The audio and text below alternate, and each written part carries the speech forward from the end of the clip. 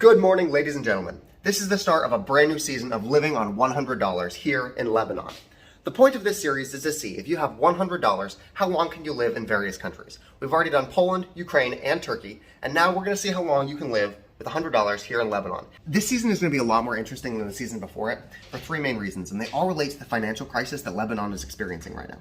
The first of which is that Lebanon has rolling power outages. 6 or 7 times a day, all of the electricity goes down because it's too expensive for the electric companies to be producing electricity. That's not great for us if we're working and we're trying to upload things and the Wi-Fi shuts off. The second thing is that we need to exchange all of our money for Lebanese lira on a black market. We cannot use an ATM, we can't use official exchanges, because then we have to use the official exchange rate, which will lose like 99% of our value. We need to do this on the black market. And as an extension of that, we cannot earn any money during this series. The only money that we have is the money that we have on hand, because even if we are able to earn money online, we can't exchange that for real money here. It's complicated, but there's a lot of things that are going to make this season a lot more interesting. If you're not familiar with how this works, up here we have a tally of how much money we have left and how much money we have spent. So as I go through the day, you'll always be able to keep track of how much I'm spending on all of the things that I purchase. And then at the end of this, after we've spent all of our money, we're going to see how long we were able to live here. And then we're going to rank it against all of these other countries to see how affordable Lebanon is right now. And I want to mention that because of the financial crisis, this might not be the same in the future. This might get better, this might get worse. Who knows? Okay, we're gonna go walk around and see whichever we see first. Either a coffee shop that has Wi-Fi, a store that sells SIM cards, or somebody that will exchange dollars for Lebanese lira. Let's go explore. I remember hearing that they don't have Coke in Lebanon because international brands have been fleeing the country. Let's find out if that's true. Yeah, no Coke, but there's Pepsi, so that works for me. This is our first purchase here in Lebanon, and this cost 12,000 Lebanese lira. I was able to give him $1 and he gave me 8,000 back. That means that stores here are using an exchange rate of $1 per 20,000 Lebanese lira.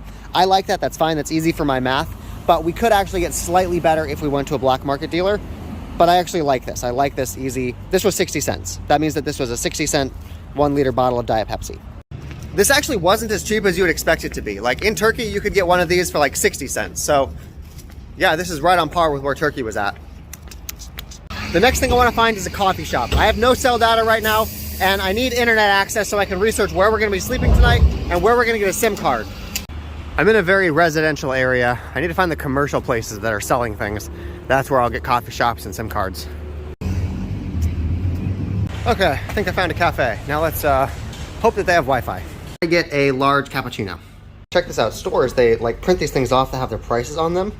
And when inflation happens and just shoots the prices up, they're not able to change these menus in time to be able to reflect that. So that's why you end up getting these disparities and things end up looking really cheap for you.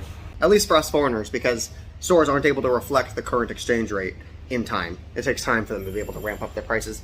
The cappuccino costs 23,000 lira. I have $1, so I'm gonna try to give them $1 and 1,000 lira. I'm gonna see if I can pay in 2 different currencies.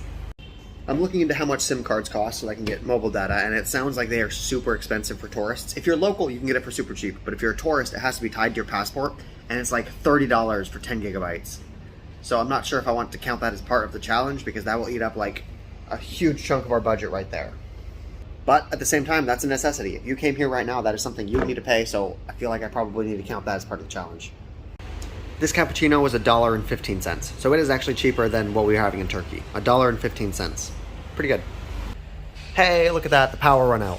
So this is a good time to explain what I'm doing to try to conserve power. I have all of my devices with the brightness down. We're going to turn Wi-Fi and Bluetooth off. We're going to turn battery saving mode on. We need to save as much power as we can on all of our devices. Everything that's not being used right now is turned off. The biggest problem is going to be my phone, because I'm filming basically my entire day. I'm using my phone. So my phone takes up a lot of power. I need to charge this like 2 or 3 times a day. It's pretty brutal. If it starts getting to a point where electricity is really hard to get, I'm going to start using my devices right here to charge my other devices. These are just going to turn into battery packs, essentially. The owner of the coffee store is able to exchange one of my 5s for 100,000 Lebanese lira. So this works. Perfect. You guys want to see something funny? So the way that they do their currency in this part of the world is each bill is bigger than the last one. So like you can separate your small bills and then they get bigger in size. But because of the hyperinflation, each one of their bills had to get progressively bigger. So they're just like massive dollar bills here. Like this thing is like the size of my hand. Like just showing you guys the size of that compared to like a dollar bill. Like it's huge. I am probably losing money at the exchange rate that I'm going. I'm going for $1 for 20,000 Lebanese lira. And on the black market, I could get maybe 900 more. but it makes the math really easy, and then it makes the math for this video much better. So we're gonna stick at the 20,000 lira rate. Now we are on our way to the phone store to go get a SIM card that costs way more than it probably should. Just in case you guys thought prices in America were high, this is like $15 for a liter. $15 for a liter of gas. One of the first things that becomes incredibly apparent to me is that there is a very steep income inequality. Like, you've got buildings like that directly adjacent to skyscrapers. That's interesting. We are gonna make a stop here real quick.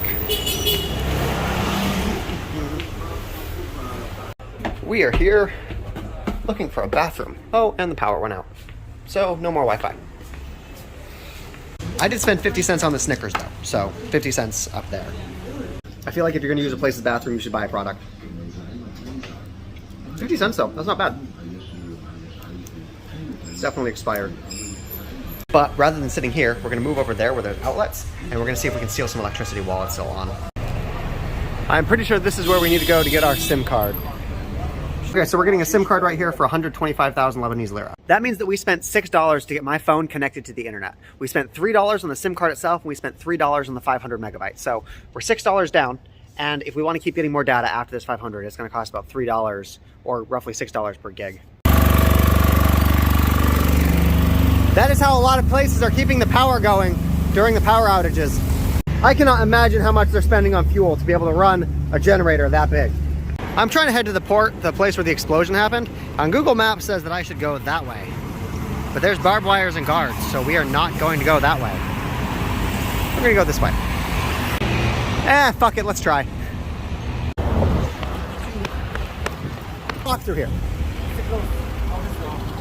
Good to know. So let's walk this way and see what happens. This is Beirut.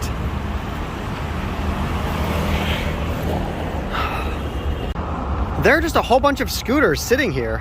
They're not chained up. They're just there. Why aren't they getting stolen?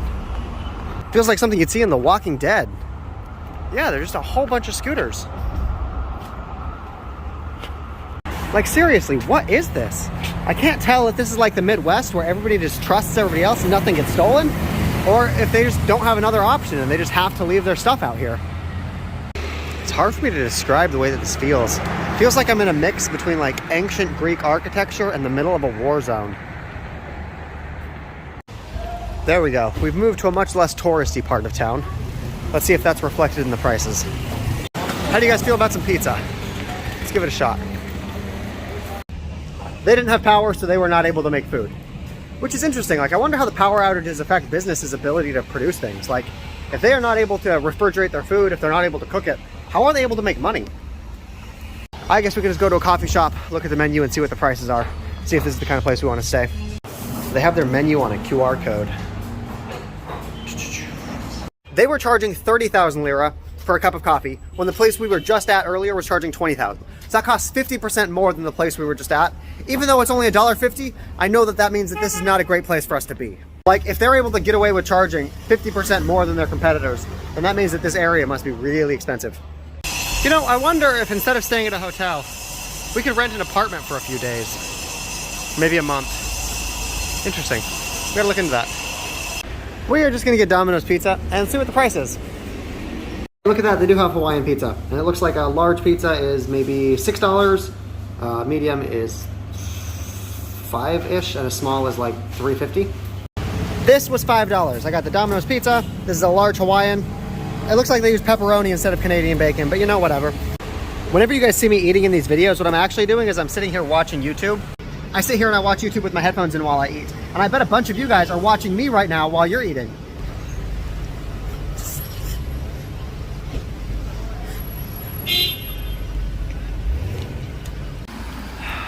Found a hostel for tonight.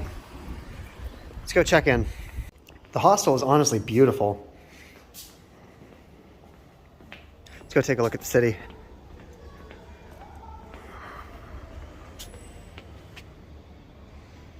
They've got these little tables that I can work on, so I probably don't even need to go to a coffee shop. They've got indoors. Oh, and they've got pups. Oh, hi, pup. Oh, hey, pup. It seems like I might have got the whole room to myself. It's a 6-person room, but I'm the only person here. This hostel costs $10 a night. They price it in USD. So $10 a night. Oh, and it looks like we can go higher, which is always something I like doing. I wonder if this is dangerous. This is real rickety. Holy shit, this is rickety. Yeah, like this is rusting through. Not a great thing to be standing on. The dog seems to be fine with it though. Can the dog get down? How do dogs get downstairs? Come here, pup. Come on. Ah. Oh, yeah, he's perfectly capable. Cool. Yeah, this place is not any cheaper than any of the other countries we've been to. The hostel was the same price, $10 a night. The food was the same price, like $4 a pizza. Everything is the same price here. I was expecting this would last months, but it looks like we're going to get 5, maybe 6 days out of Lebanon. Like, look at this. We have $75 left. We've already spent $25 in the first day. The most expensive part of this is the hostel, which is the same for all of the places we go to. But I was expecting this to be cheaper. Everything that is advertised right now is at least $10. $10 is the smallest you can go. So I think that if I want to continue this, I need to be a little bit more clever. Any places that are advertising online, like Booking.com or Hostelworld.com, they are going to cost more because they're advertising to a larger audience. I think that if I want to get cheaper accommodations, I need to get creative, and I need to have like some small town connections. And the SIM card that we had to pay for. We didn't have to pay for that in any of the other countries because my cell carrier works basically around the entire world, except not Lebanon. So we have $75 left after the first day. That means that this is going to last 4 days, essentially. We've got 4 days in Lebanon. If you guys want to see what happened yesterday, you guys can click this card right here. And if you want to see what happens tomorrow and how we end up dealing with the $75 we have left, click this card right here.